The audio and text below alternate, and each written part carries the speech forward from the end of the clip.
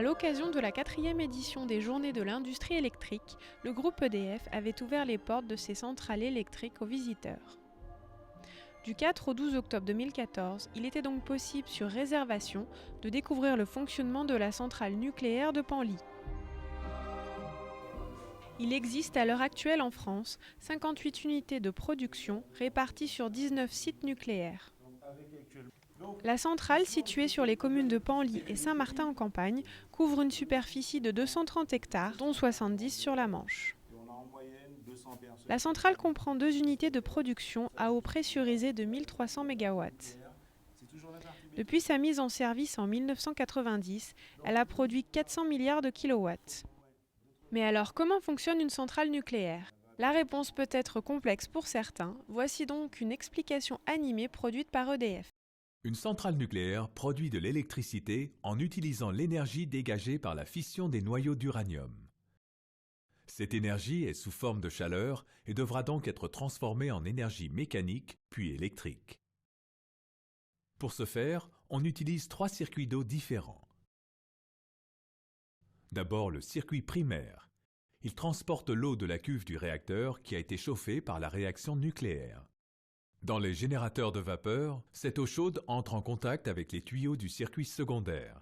À l'intérieur de ces tuyaux, l'eau froide qu'ils contenaient se vaporise et c'est cette vapeur qui va entraîner le groupe turbo-alternateur pour fabriquer de l'électricité.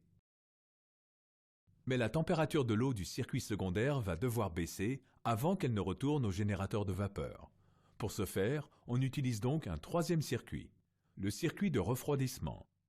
L'eau de ce 3e circuit provient des rivières et comme elle n'a jamais été en contact avec l'eau radioactive du circuit primaire, elle retournera dans le milieu naturel car vous l'aurez compris, ces 3 circuits d'eau sont complètement indépendants les uns des autres.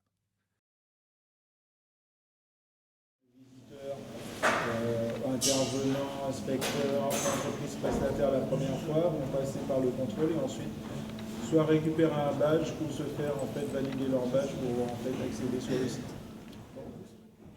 Vous l'aurez compris, pour pénétrer dans une centrale nucléaire, il faut montrer patte blanche. Après autorisation au préalable, chaque visiteur doit apporter une pièce d'identité valide et doit passer tout au long de la visite des portiques sécurisés qui vérifient entre autres le taux de radioactivité. C'est pourquoi on pose toujours la question, est-ce que vous n'avez pas subi d'examen médical récent? Tout simplement, c'est pour éviter de déclencher ici les balises parce que sinon, ça vous condamne la visite. C'est bon, nous sommes passés sans problème, la visite peut enfin commencer.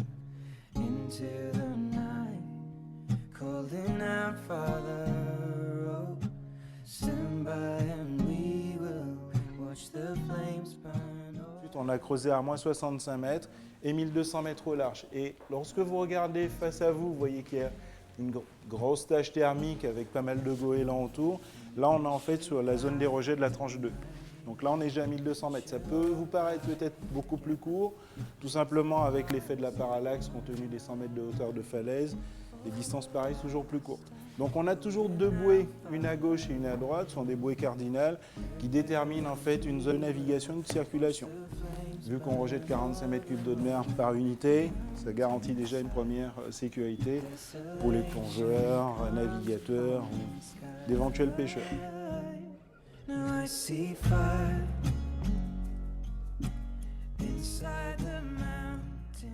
Donc les journées de l'industrie électrique sont des journées qui sont organisées par le groupe EDF pour pouvoir ouvrir les installations au plus grand nombre. Donc on fait ces journées 2 jours généralement, 1 fois par an. À Penly, on va organiser des créneaux de visite pour des particuliers en week-end, ce que nous n'avons pas trop l'habitude de faire, mais 1 fois par an, à l'occasion des GIE, on organise donc des visites à Penly pour que des particuliers puissent s'inscrire dans des groupes qui vont être peu à peu constitués. La principale opération, ça va être de filtrer l'eau de mer pour avoir une eau la plus propre possible. Les déchets qu'on va retrouver avec un très fort volume ici, ce sont principalement les algues. Donc suivant certaines années, on a dépassé les 200 tonnes d'algues récoltées sur le site. Donc ici, on va diviser l'intensité par 20. Donc de 48 000 ampères, on va descendre à 2400 ampères. Et là, on peut monter la tension de 20 000 volts. Et là, on est au départ des 400 000 volts. Donc à 400 000 Une visite volts... type chez nous commence par un accueil en salle où une chargée de visite va vous expliquer le fonctionnement d'une centrale nucléaire d'une façon théorique et puis surtout les différents modes de production du groupe EDF. Ensuite, nous nous rendons en salle des machines pour voir la turbine de plus près et pour voir vraiment l'installation, le lieu d'où part l'électricité que nous produisons sur le site.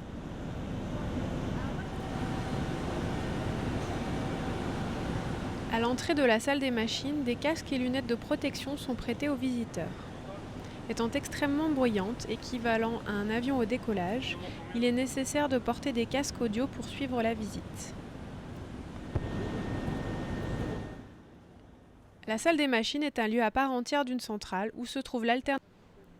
Une vapeur chauffée à haute pression entre dans la turbine. Elle va faire fonctionner l'alternateur. La vapeur se transforme ensuite en eau au contact de tubes où circule de l'eau froide venant de la mer. L'eau est ensuite pompée et envoyée dans un très grand réservoir. Alors les visites des journées de l'industrie électrique s'adressent à un public très large puisque nous acceptons les enfants à partir de 10 ans jusqu'aux personnes, c'est comme Tintin, ça va de 10 ans à 77 ans. Les visiteurs sont vraiment très éclectiques. Nous avons des gens de la région qui connaissent déjà donc un peu notre activité, soit parce qu'ils sont déjà revenus et qu'ils avaient envie de revenir, ou alors des gens qui viennent parfois du nord de Paris, du bassin parisien et qui, eux, ont envie de vraiment s'intéresser de plus près à l'industrie nucléaire. C'est une volonté du groupe EDF que de pouvoir permettre au plus grand nombre d'accéder au cœur de l'installation pour pouvoir vraiment par lui-même se rendre compte de ce à quoi ressemblent nos machines. Alors le site de Penly se visite aussi les autres jours et pas seulement lors du week-end des journées de l'industrie électrique puisque nous avons en 2013 accueilli 5600 personnes donc sur notre site nucléaire. Nous sommes parmi les 10 sites les plus visités donc en termes de tourisme industriel en Haute-Normandie. Pour pouvoir venir visiter le site, c'est assez simple. Il faut former un groupe constitué de minimum 5 personnes, donc avoir plus de 10 ans. Ou le plus simple, donc, c'est peut-être aussi d'aller sur le site internet de la centrale de Penly pour pouvoir prendre contact avec nos chargés de visite à l'espace info, de façon à convenir d'un horaire et d'une date pour la visite, sachant qu'on a des périodes d'activité qui sont parfois très chargées. C'est une activité qui est temporaire, un peu comme toutes les activités touristiques de la région. Alors si vous voulez satisfaire votre curiosité en venant visiter la centrale nucléaire de Penly, plusieurs solutions s'offrent à vous. Vous pouvez également venir voir l'exposition qui se trouve au point accueil pour comprendre d'où vient l'électricité, élément indispensable à notre quotidien.